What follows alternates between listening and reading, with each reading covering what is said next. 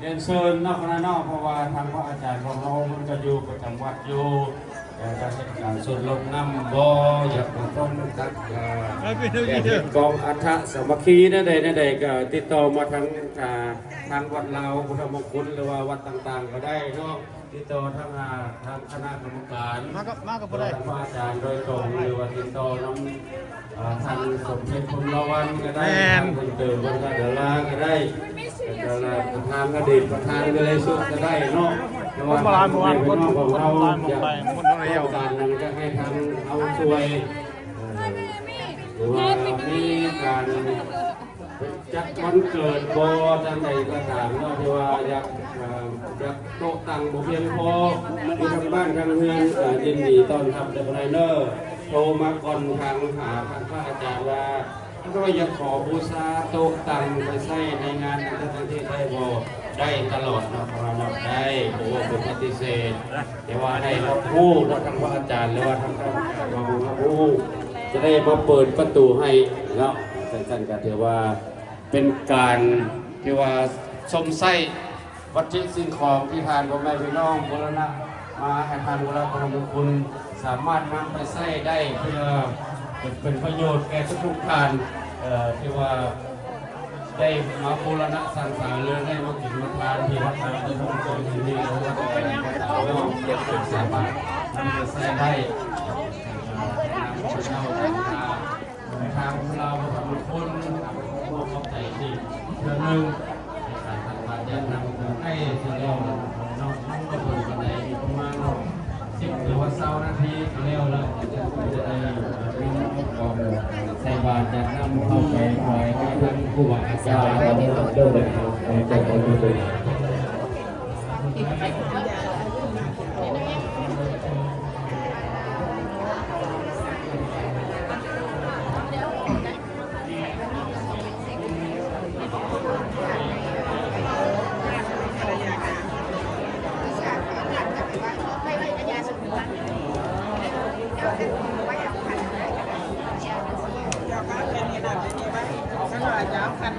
อันนี้ถุงเจ้าเลยวันนั้นบอกเอาไปจับใส่อย่างฮะเอาไปใส่ถุงเจ้าก่อนเยอะเอาไว้มาแล้วก็เอาไปใส่ในนี้ถึงอาจจะจุดสบายก็มีสาร